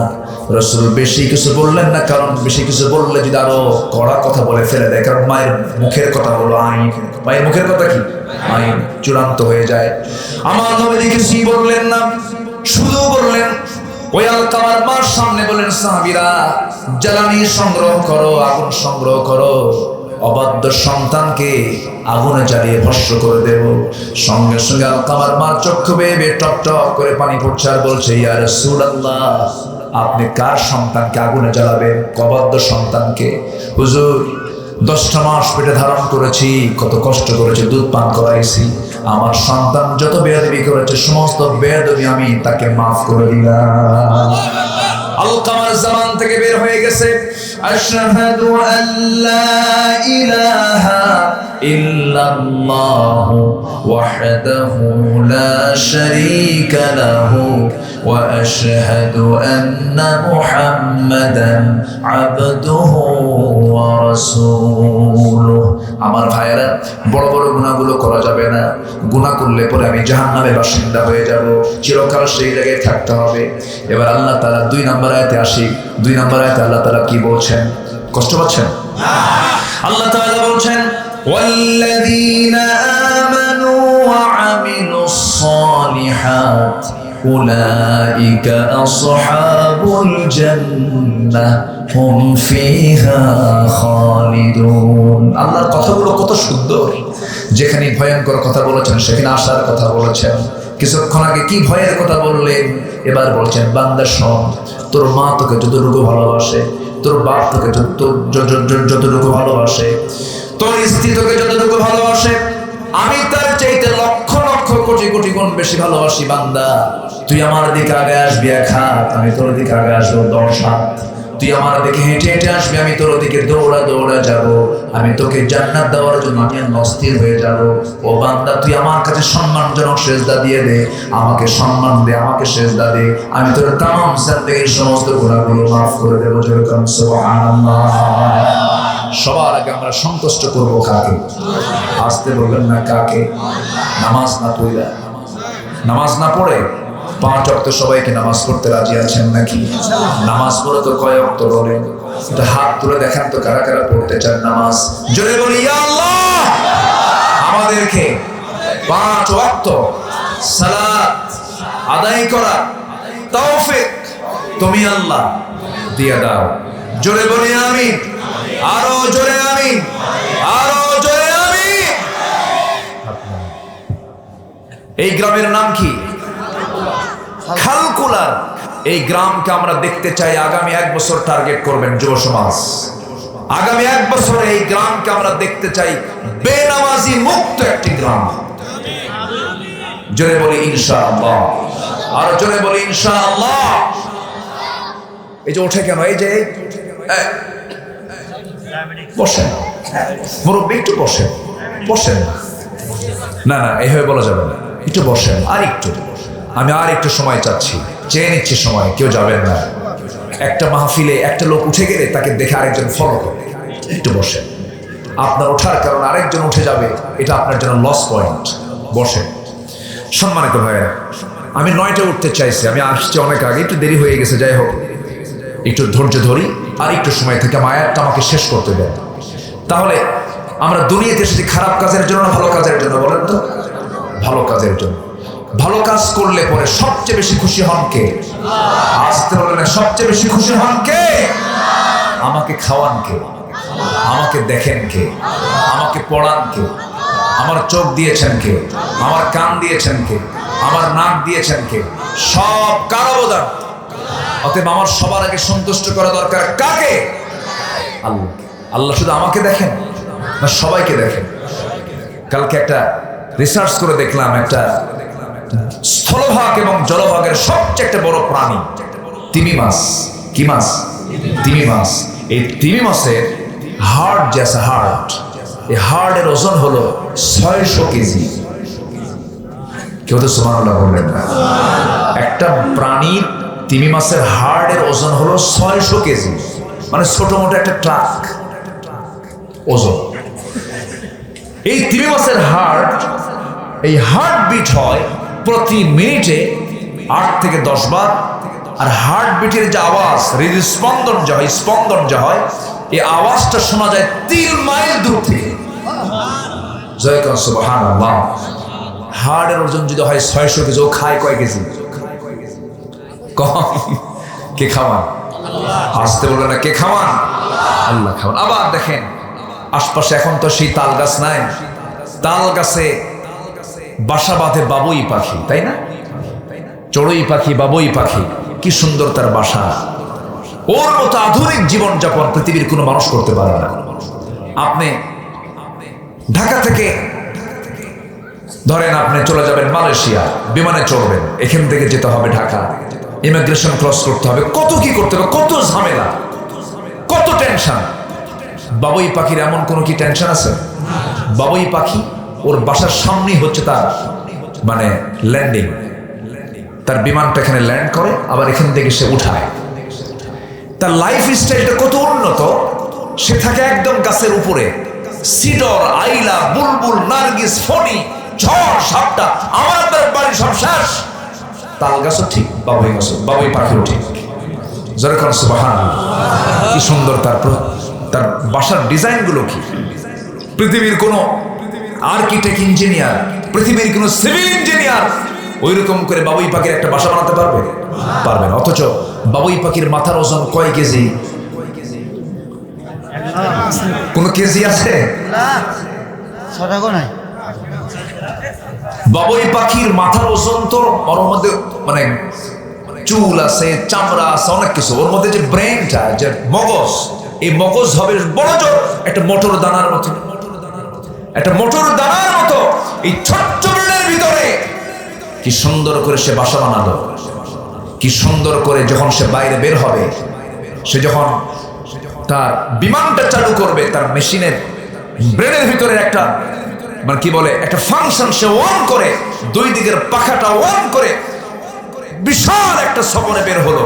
কোথায় কোন খাবারগুলো আছে, খাবারগুলো নেয় আর মুখ থেকে বলে লা ইলাহা ইল্লাল্লাহ। কে দেখেন? সব প্রাণী জিকির করে কার? আর মানুষ জিকির করে কার? জিকির করে কার? নামাজ নাই, কালাম নাই, কিচ্ছু নাই, ও একদম সারাদিন ধরে পড়ে আছে। এগুলো করার সময় নাই আমাদের। সবার আগে আমরা সন্তুষ্ট করব কাকে বলে? আল্লাহকে আমরা সন্তুষ্ট করব। দুনিয়া থেকে আমি আপনি বিদায় হয়ে যাব, আমার আপনার জন্য সবার চেয়ে সবচেয়ে আমার প্রিয়জন হবেন আমার আল্লাহ তাআলা। নাম্বার 2 হলেন মুহাম্মদ সাল্লাল্লাহু আলাইহি ওয়াসাল্লাম। আমি যদি ঈমান টানতে পারি, ঈমান টানতে হবে কার উপরে? আমার দেশে বহু লোকের নামই আছে ঈমান আলী, নামাজ পড়ে না। নাম হলো রমজান আলী, রমজান মাসে দুপুরবেলা ভাত খায়, আছে না? নাম হলো হিকমত আলী, সাইকেলের চাকা পাশ হয়ে সিট হয়ে পড়ে। নাম হলো বাদশা মিয়া, ভিক্ষা করে। কি করে? ভিক্ষা করে। নাম হলো আতর আলী, গোটা গায়ে গাজার গন্ধ। গোটা গায়ে কিসের গন্ধ? গাজার গন্ধ। আমার ভাইয়েরা, আমার বন্ধুগণ, বাপ মুজাহিদুল ইসলাম, দাদা শহীদুল ইসলাম, নিজের শরীফুল ইসলাম, 3 ইসলাম থাকার পরেও নামাজ নাই। আছে না নয়? ঈমানটা আমরা ভালো করে আনবো। জোরে বলি ইনশাআল্লাহ। আমার জীবনের চাইতে বেশি প্রিয় মনে করব দ্বিতীয় মুহাব্বত যার উপর হবে, তিনি হচ্ছেন মুহাম্মদ সাল্লাল্লাহু আলাইহি ওয়াসাল্লাম। বুকটা ফেটে যায় আমার দেশে এই বিগত 15-20 বছরে রাসূলকে যে গালি দেওয়া হয়েছে, পৃথিবীর অন্য কোন দেশে এত গালি দেওয়া হয়নি। এখনো চলছে, আছে না নাই? আমার মনে হয় কি জানেন, একটু কান লেগে কথাটা শুনবেন। আমার যতটুকু ভাঙ্গাচোরা গবেষণা, আমার নবীজির প্রতি আল্লাহ তাআলার যে বান্দা পৃথিবীতে যত আসছেন, নবীর পরে, রাসূলের পরে দামি ব্যক্তি হলো সাহাবীরা। দামি ব্যক্তি কারা? সাহাবীরা। নবীদের পরেই তাদের জায়গা। কেন? সাহাবীদের ব্যাপারে আমার যতটুকু গবেষণা, এর 1 নম্বর কারণ হলো সাহাবীরা নিজের জীবনের চাইতে সত্যিকারই রাসূলকে বেশি ভালোবেসেছে। আমাদের যদি এমন ভালোবাসা যদি থাকতো, এরকম কুলাঙ্গাররা এমন সাহস পেত না। আসতে বলবেন না, জোরে বলুন ঠিক কিনা? এমন সাহস কি পেত? আসুন না রাসূলকে একটু স্বপ্নে দেখার চেষ্টা করি। আসুন না আল্লাহর সঙ্গে আমরা একটু সম্পর্ক বাড়ানোর চেষ্টা করি। জোরে বলি ইনশাআল্লাহ। রাসূলকে স্বপ্নে দেখতে চান না সবাই? সবাইকে দেখতে চান না? কত স্বপ্নে তো জীবনে দেখলাম। রাসূলকে নিয়ে আমরা একটু ধ্যান করব, রাসূলকে আমরা লিডার বানাবো। আমাদের রবকে, আরো জোরে আমাদের রবকে। আমাদের নেতা হচ্ছেন মুহাম্মদ সাল্লাল্লাহু, আমাদের দল হলো ইসলাম। আমাদের দল কি? আর আমাদের সংবিধানটা কি বলো? কোরআন। জয়, আমাদের সংবিধানটা কি? কোরআন। তাহলে রব আল্লাহ, নেতা রাসূল, দল ইসলাম, সংবিধান কোরআন। এই চার কথার ভিতরে যেই কথা বলতে আসবে জিহ্বা টেনে ছিড়বো আমরা। এই ক্ষেত্রে কোনো আপোষ করা যাবে না। সম্মানিত ভাইয়েরা, সম্মানিত বন্ধুগণ, সাহাবীরা রাসূলকে কি পরিমাণ ভালোবাসতেন দেখেন। সবাই রাসূলকে ভালোবাসতেন, তবে একটু কম বেশি আছে। তো সবাইকে আবু বকর? সবাই তো আবু বকর না। এক সাহাবী আমার রাসূলকে কোন এক যুদ্ধের ময়দানে দূর থেকে লক্ষ্য করেন আর হাউমাউ করে কেঁদে ফেললেন। নবীর সামনে গিয়ে বলছেন, ইয়া রাসূলুল্লাহ, কেউ দেখেনি কিন্তু আমি কিন্তু দেখে ফেলেছি। রাসূল বলেন, তুমি কি দেখলা বলো তো? আমি দেখতে পেলাম আপনার পেটে পাথর বেঁধেছেন। আমার রাসূল বলেন, আমি তো তোমাকে দেখার কোনো সুযোগ দিইনি, তুমি আমার বুঝতে পারলে কেমনে? হুজুর, আমি আপনার কষ্ট আমি একটু হলেও ফিল করি। আমি আপনাকে খুব কাছ থেকে জানি। আপনি জামা পরেছেন কিন্তু আপনার জামার নিচের দিকে তাকায় দেখি একটু উঁচু উঁচু হয়ে আছে, আপনার পেটে পাথর বেঁধেছে। রাসূল কেঁদে ফেললেন, জাবের, আজকে 4 দিন 4 রাত আমার পেটে কোনো খাবার যায়, খেতে পারিনি। যাবে কোনো খাবার তো নাই। বদর গেল, এরপরে উহুদ আসলো, এরপরে খন্দক, সব তরবারি কিনতে, অস্ত্র কিনতে সব শেষ হয়ে গেল, খাবার তো নাই। জাবির বলেন, ইয়া রাসূলুল্লাহ, আমি একটু ব্যবস্থা করি। কি করবা? কি বাড়িতে আমার একটা ছোট্ট ছাগল আছে, ছাগলটা জবাই করে আপনার জন্য রান্না বান্না করবো। আপনি ছাগলটাকে খুব পছন্দ করেন, রুটি বানাবো আর ছাগলটা জবাই করে আপনাকে খাওয়াবো। বেশি জনকে বলবেন না, 2-1 জন সাথে নিয়ে আপনি চলে আসবেন, তৃপ্তি ভরে আপনাকে খাওয়াবো ইয়া রাসূলুল্লাহ। আমার নবীজি বললেন, যাও। চলে গেছেন বাড়িতে। বউকে বললেন, বউ বলে দিন শুধু রাসূলকে বলবেন আর কাউকে বলবেন না। আচ্ছা ঠিক আছে। চলে আসলেন নবীর কাছে, এসে বলছেন, হুজুর রান্না বান্না কমপ্লিট, চলেন যাই। আমার নবীজি এই কথা শোনা মাত্রই বলছেন, যাবে, আমি যে যাব, ঠিক আছে, আমি তোমার দাওয়াত আমি সম্মতি দিয়েছি, আমি যাব, কিন্তু আমি কি একা যেতে পারি নাকি? নবীজির সঙ্গে সঙ্গে সামনে দাঁড়ায় বলছেন, সাহাবীরা শোনো, আমার জাবের আমাকে দাওয়াত দিয়েছে, কিন্তু আমি তোমাদের সবাইকে দাওয়াত দিয়ে দিলাম, চলো সবাই যাই। যেরকম সুবহানাল্লাহ। নেতা আদর্শ নেতা কি একা খাবে না, সবাইকে নিয়ে খাবে? আর আজকে নেতাগুলো আগে খায় না পরে খায়? হ্যাঁ, এটা থাকবে না। কথা বলবো, কথা বলবো। আমার বন্ধুগণ, নবীজি আমার সঙ্গে সঙ্গে বলতেন, সাহাবীরা তোমরা আমার সঙ্গে সবাই মিলে চলো, একসঙ্গে যাব জাবিরের বাড়িতে দাওয়াত, আমরা দাওয়াতটা খাবো। সাইয়েদনা জাবির বলছেন, ইয়া রাসূলুল্লাহ, কেমন যেন হয়ে গেল ব্যাপারটা, আমি কেমন করে আমি সামলাবো হুজুর? রাসূল মুস্কি হাসি মেরে বললেন, জাবির রে, বান্দা যা রিজিকের দায়িত্ব তার, চলে যাও, কোনো চিন্তা করো না। আমার বন্ধুগণ, আমার নবীজি সারা জীবন সব সময় নিজের দিকে আগে তাকাতেন না, আগে দেখতেন কার পেট অপূর্ণ আছে, সেই দিকটাকে খেয়াল করতেন। ইভেন বাড়ির বউ আম্মা জান আয়েশা সিদ্দিকা বলেন, গ্লাস ভর্তি আমি দুধ নিয়ে যেতাম নবীর কাছে, বলতাম, হুজুর আপনি দুধটা পান করেন। নবী আমার দিকে ঠেলে দিয়ে বলতেন, আয়েশা তুমি আগে পান করো, পান শেষে আমাকে দিবা। আম্মা জান আয়েশা বলেন, আমি রাসূলকে কোনদিন আগে খাওয়াতে পারি নাই, রাসূল আমাকে উল্টাকে খাওয়া দিয়ে এরপর তিনি বাকি অবশিষ্টটা খেয়ে নিয়েছেন। রাসূলকে আমি সহজে আগে সালাম দিতে পারিনি, তিনি আগে আমাকে সালাম দিয়েছেন। নবীজি সবার জন্য আগে সব কিছু ম্যানেজমেন্ট করে এরপরে নিজের জন্য চিন্তা করেছেন। সেই নবীজি বলছেন, ওরে জাবের তুমি চলে যাও, আল্লাহ ফায়সালা করবেন। বাড়ি থেকে বউকে বলছেন, বউ কান্ত সারা 6 কেজি ছাগল দাওয়াত দিচ্ছে 600 সাহাবী। সুবহানাল্লাহ বলুন। কিন্তু আল্লাহ পারবেন না? আজকে আল্লাহ পারবেন না? পারেন কিনা? আল্লাহ বলেন পারেন কিনা? আমার নবীজি সাইয়েদনা জাবির কি বলেন, জাবির বান্দা যা রিজিকের দায়িত্ব তার। এই কথা কি যখন এই জাবির যখন তার বউয়ের সামনে গিয়ে বলছেন, বউ কি করা যায়, রান্না বান্না করেছো কোনো তো উপায় নাই। এবার সাইয়েদনা জাবিরের বউটা বলতেছে, ইয়া হে আমার স্বামী, আপনি চিন্তা করেন কেন?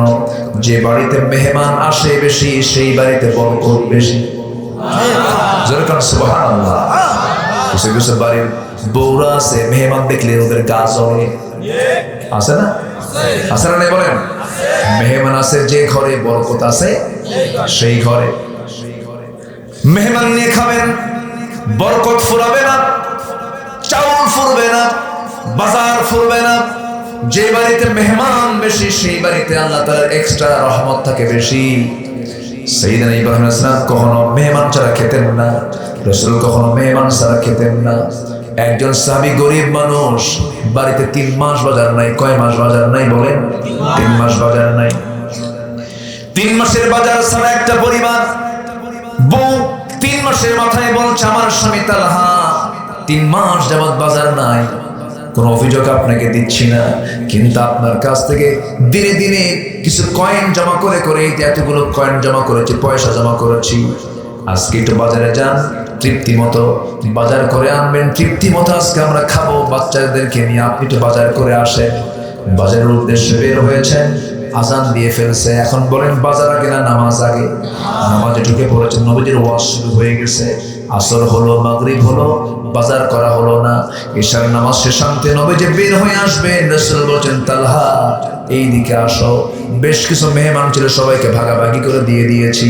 একটা মেহমান বেঁচে গেছে, তুমি একে মেহমান হিসেবে নিয়ে যাও বাড়িতে। ওদিকে কি নেই? বাজার নাই। সাইয়েদনা তালহা কিছুই বললেন না, মেহমানকে সাথে নিয়ে ফাঁকা ব্যাগ নিয়ে বাজারও করা হয় নাই। এসার পর দরজার কাছে গিয়ে বউকে ডাক দিয়ে বলছে, বউ দরজা খোলো। দরজা খোলা মাত্র সালামটা দিলেন, সালাম দিয়ে বলছেন, বউ আমার এই যে ব্যাগ, বাজার করার সময় হয় নাই, সাথে মেহমানকে নিয়ে এসেছি, এখন কি করা যায়, বড় তো বিপদে পড়ে গেলাম। বউ বলতেছে, আমার স্বামী চিন্তা করেন কেন, বান্দা যা রিজিকের দায়িত্ব তার। মেহমান যখন এসেছে সে রিজিকটা সাথে নিয়ে আসছে, কোনো চিন্তা করবেন না। যেরকম সুবহানাল্লাহ। এমন বউ তো বাংলার ঘরে ঘরে। আমার আপনার বউ হলে কি হতো? 3 মাস বাজার নেই, আমার মেহমান নিয়ে গেছে, কি হতো বলেন? ঝাঁটা না, আছে ভালো কিছু আছে। ওই সাহাবী কি করলেন?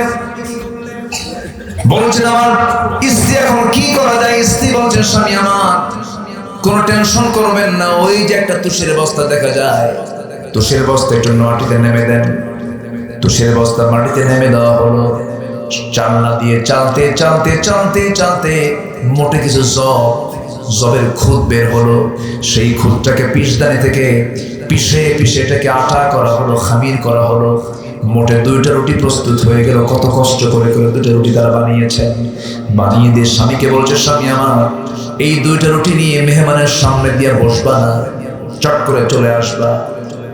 তুমি যখন চলে আসবি আমার ঘরে ঢোকার সঙ্গে সঙ্গে লাইটটা বন্ধ করে দেব, বুঝাই দেবো আমরা খাবার খেয়ে নিয়েছি।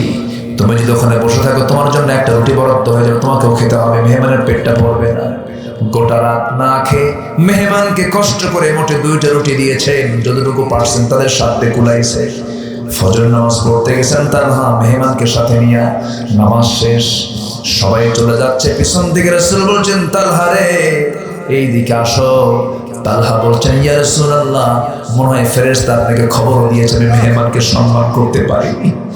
হুজুর আপনি আমাকে মাফ করে দিন, আপনার দেওয়া মেহমানকে আমি যথোপযুক্ত কোনো সম্মান করতে পারিনি, আপনি আমাকে মাফ করে দিন। রাসূল বলছেন, তালহা উল্টা কথা বলো কেন? গত রাত্রে তুমি এবং তোমার বউ যে পরিমাণ মেহমানদারি করেছো, আর শাজিম খুশি হয়ে গেছে। জোরে করে সুবহানাল্লাহ। আমার বন্ধুগণ, আমার ভাইয়েরা, বলছিলাম জাবেরের কথা, অনেক লম্বা লম্বা কথা ছিল, সময় তো ধীরে ধীরে শেষের দিকে আস্তে আস্তে চলে যাচ্ছি। একটু মনোযোগ দিয়ে কথাগুলো শুনবেন। ইসলাম মানলে পরে সব জায়গায় শান্তি আছে না নাই বলেন? আসতে বলবেন না, আছে না নাই?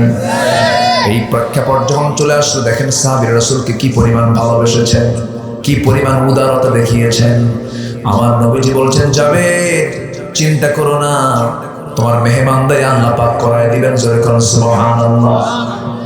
আমার নবীজি একদিন জাবিরকে সাথে করে নিয়ে বাইরে থেকে মদিনার দিকে আসতেছিলেন। নবীজি একটা উঠে চড়েছেন, জাবির একটা উঠে চড়েছেন, অন্য সাহাবীর উটের পিঠে চড়েছেন। সবার উটগুলো জোরে জোরে যাচ্ছে, জাবিরের উটটা বুড়া হওয়ার কারণে আস্তে আস্তে যায়। তিনি বলছেন, ইয়া রাসূলুল্লাহ, আমি আপনাকে খুব ভালোবাসি, আমার বুড়া উটের জন্য একটু দোয়া করেন তো, আমার উটটা যেন একটু জোরে সরে যায়। আমার নবীজি মুস্কি হাসি মেরে লাঠি দিয়ে একটা গুতা মারলেন উটের গায়ে, এমন দৌড় মারল সবাইকে হারায় দিয়া সবার আগে জাবির মদিনায় চলে গেছে। জোরে খান সুবহানাল্লাহ। আমার নবীজি বললেন, যাবে তোমার উট তো এখন তাজা হয়ে গেছে, উটটা বেচবে নাকি আমার কাছে? হুজুর আপনি যদি নিতে চান আমি বিক্রি করব। আমার রাসূল বললেন, ঠিক আছে দাও। টাকা দিলেন, উটের লাগাম কাঁধের মধ্যে নিলেন। এরপরে বলছেন, যাবে তুমি আমাকে এত ভালোবাসো, আমি কি উট তোমার কাছ থেকে নিতে পারি নাকি? টাকাও দিলাম, উট আমি তোমাকে দিয়ে দিলাম। বাবার ঋণ, জাবিরের বাবার ঋণ। জাবিরের বাবা দুনিয়া থেকে বিদায় নিয়েছেন। নবীর কাছে এসে বলছেন, হুজুর আমার বাড়িতে সমস্ত ঋণদাতারা এসে বসে গেছে, এখন কি করা যায়, আপনি একটা ব্যবস্থা করে দেন। আমার নবীজি বললেন, ওরে জাবের, কিছুই কি তোমার নাই? না হুজুর কিচ্ছু না, একটা ছোট্ট খেজুর বাগান আছে। রাসূল বললেন, আমাকে খেজুর বাগানের কাছে নিয়ে চলো। খেজুর বাগানের কাছে নিয়ে যাওয়া হলো। নবীজি শুধু বিসমিল্লাহ বলে খেজুর বাগানের একদিক দিয়ে ঢুকলেন, আরেক দিক দিয়ে বের হয়ে গেলেন। এত পরিমাণ খেজুর ধরে গেছে, ঋণ শোধ হয়ে খেজুর বাগান আরো খেজুর রয়ে গেছে। সুবহানাল্লাহ।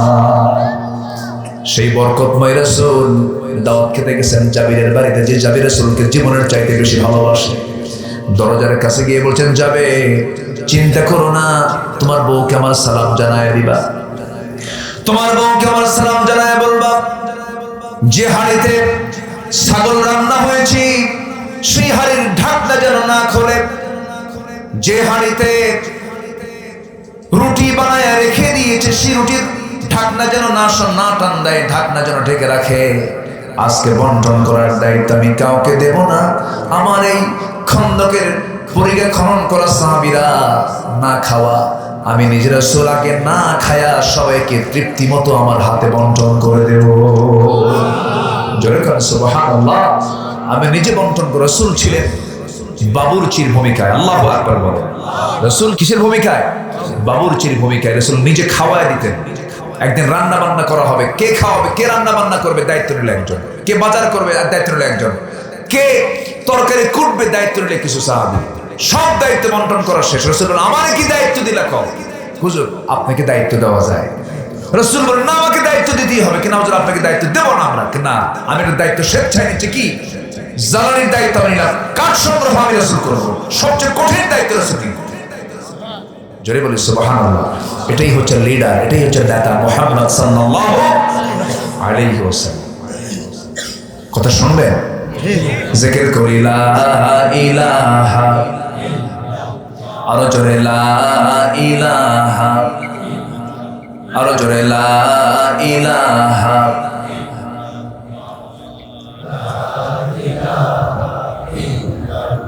আরো জোরে লা ইলাহা, সুবহানাল্লাহ, আলহামদুলিল্লাহ, লা ইলাহা, আরো জোরে লা ইলাহা, লা ইলাহা ইল্লাল্লাহ, মুহাম্মাদুর রাসূলুল্লাহ সাল্লাল্লাহু এই যে কাজগুলো সাহাবীরা করছেন, এটা বদ আমল না নেক আমল? বলেন বদ আমল না নেক আমল? নেক আমল। আমাদের জীবনে বদ আমল হতে পারে, কিন্তু সেটা পরিমাণে বেশি হওয়া যাবে না। নেক আমলের পরিমাণটা বেশি হতে হবে। খারাপ কোনো পাপ কাজে যাওয়া যাবে না। হঠাৎ করে পাপ কাজে চলে গেছি, সঙ্গে সঙ্গে মাফ চেয়ে নেবো কার কাছে? গুনাহ হতেই পারে, গুনাহ হবে না? আজ থেকে গুনাহ হবে না? আমাদের কার জীবনে গুনাহ নাই বলেন? কেউ আছেন বলতে পারবেন যে আমার জীবনে গুনাহ নেই? গুনাহ ছাড়া কেউ আছেন? সবার গুনাহ হতে পারে। এমনকি এক মহিলা সাহাবীর কথা মনে হলো আমার এই মুহূর্তে। এক মহিলা সাহাবী, নসরুল্লাহ সাহাবী, জেনার মতো একটা বড় গুনাহ করে ফেলেছেন। জেনার সঙ্গে সঙ্গে তিনি অনুতপ্ত হলেন, চোখের পানি ফেলে ফেলে কাঁদতে লাগলেন, আল্লাহর কাছে রোনাজারি করতে লাগলেন। এক পর্যায়ে ওই মহিলা সাহাবী চলেই গেলেন নবীর দরবারে, গিয়ে বলেন, ইয়া রাসূলুল্লাহ, আমি জেনার মতো গুনাহ করে ফেলেছি। রাসূল বলেন, না তুমি করো নাই, হুজুর সাক্ষী নাই, কিন্তু আমি নিজেই আর সাক্ষী। আপনি যতবার বলবেন আমি ততবার বলবো আমি জেনার মতো গুনাহ করে ফেলেছি। রাসূল বলেন, জেনা যদি করেই থাকো, পেটে সন্তান আসছে? হ্যাঁ আসছে।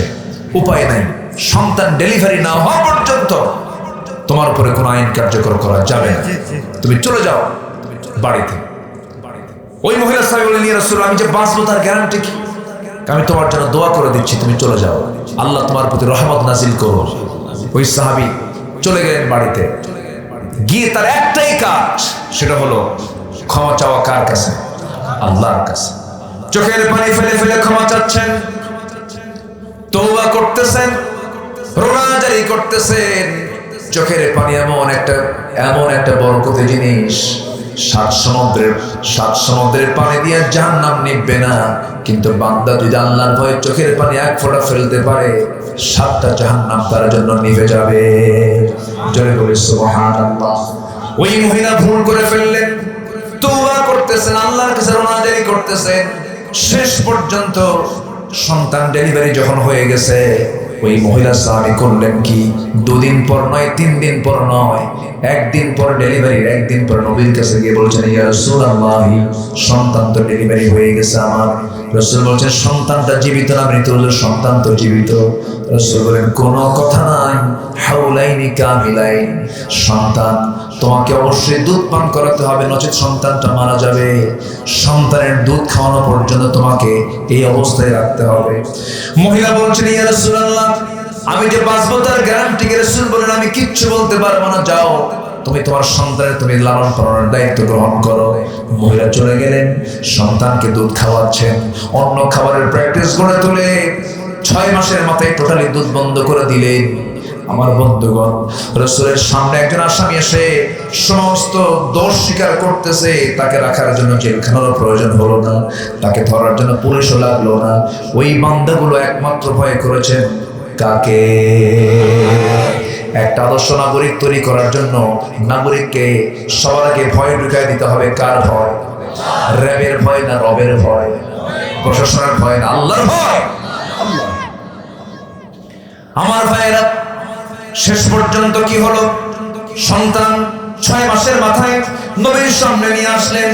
নবীর সামনে নিয়ে এসে বলছেন, হুজুর, এই যে সন্তান দুধ খাওয়া ছেড়ে দিয়েছে, আপনি আমাকে 3য়বারের মতো আর ফেরত দিবেন না? নবীজি কেঁদে কেঁদে বলছেন, ও সাহাবীরা, এই মহিলাকে নিয়ে যাও, সন্তান আমার হাতে তুলে দাও। আমার নবীজি সন্তানটা হাতের মধ্যে উঠায় নিলেন, বলছেন, ও সাহাবীরা, এই সন্তানের লালন পালনের দায়িত্ব যে বান্দা গ্রহণ করবে, আমি রাসূল এবং সেই সাহাবী জান্নাতের মধ্যে 2 নখের দূরত্ব অবস্থান করব। সঙ্গে সঙ্গে একজন সাহাবী এসে দৌড় মেরে নবীর কাছ থেকে সন্তান নিয়ে চলে গেছে। রাসূল বলেন, ও সাহাবীরা, এই মহিলাকে নিয়ে যাও, উন্মুক্ত মরু প্রান্তরে বুক পর্যন্ত পুঁতে রেখে পাথর মেরে শেষ করে দাও। ফারজুমুহুমা নাকালাম মিনাল্লাহ। নবীজি অর্ডার দেন, কিন্তু নবীর চোখে পানি। নবীর মধ্যে দয়া মায়া সবচেয়ে কম না সবচেয়ে বেশি? সবচেয়ে কম না সবচেয়ে বেশি? আমার নবীজি কেঁদে ফেলে দিলেন, সাহাবায়ে কেরাম তাকে নিয়ে চলে গেল। সাইয়েদনা আলী বলেন, আমরা যখন ওই মহিলাকে পাথর মারছিলাম, ওই মহিলার কিছু রক্ত আমার গায়ে এসে লাগছিল, তিনি ভরসনা করলেন, তাকে লানত করছিলেন, ভরসনা করছিলেন। আমার নবীর কাছে এসে যখন বলেন, হুজুর, ওই মহিলার নাপাক রক্ত আমার গায়ে এসে লাগছিল, এমন অবস্থায় রাসূল বলেন, আলী তুমি কার রক্তকে নাপাক রক্ত বলো তুমি কি জানো? আমার ওই সাহাবীর রক্ত জমিনে পড়ার পূর্বে আল্লাহ তাকে জান্নাতের মেহমান বানাইয়া নিয়েছে। জোরে বলি সুবহানাল্লাহ, আরো জোরে বলি সুবহানাল্লাহ। পাপীকে ঘৃণা করব না পাপকে ঘৃণা করব? পাপীকে ঘৃণা করা যাবে না, কারণ কোন পাপীকে আল্লাহ মাফ করে জান্নাত দিবেন আপনি কি বলতে পারবেন নাকি? ইমানদার বেঈমান হয়ে মারা যেতে পারে, আবার বেঈমান ইমানদার হয়ে মারা যেতে পারে। আমার নবীজি করলেন কি? আমার নবীজি বলছেন, ও সাহাবী আলী যা বলেছো ওই মহিলার জানাজার দায়িত্ব আমি কাউকে দেব না, আমি রাসূল নিজে জানাজা পড়ায় দেব। আমার নবীজি জানাজার দায়িত্ব গ্রহণ করলেন। জানাজা শেষ করে বলছেন, সাহাবীরা এই মহিলার জীবনের শেষ সময় পর্যন্ত যে পরিমাণ তওবা করেছে, এই তওবা যদি মদিনার 70 জন গুনাহগারদের মাঝে যদি বন্টন করে দেওয়া হতো, প্রত্যেকের গুনাহ মাফ করে আল্লাহ তাআলা প্রত্যেককে 70 জনকে জান্নাত দিয়ে দিতে। আমার ভাইয়ের এই জন্য আমরা মাফ চাইবো কার কাছে? আজ তো মাফ চাইবো আমরা কার কাছে? ক্ষমা চাইবো আমরা কার কাছে? মাফ করে দেওয়ার জন্য কে আছেন বলেন? আজ তোর কে আছেন? আল্লাহ আছেন। আল্লাহ তুমি সবাইকে বোঝার তৌফিক দাও। জোরে বলি আল্লাহুম্মা আমিন, আরো জোরে আল্লাহুম্মা আমিন। শেষ করে দেই? হ্যাঁ, শেষ করবো না, আলোচনা চলুক, হুজুর বলুক। সব দিকে তো খেয়াল করতে হবে আমাদের। একটু বসেন, যে যেখানে আছেন।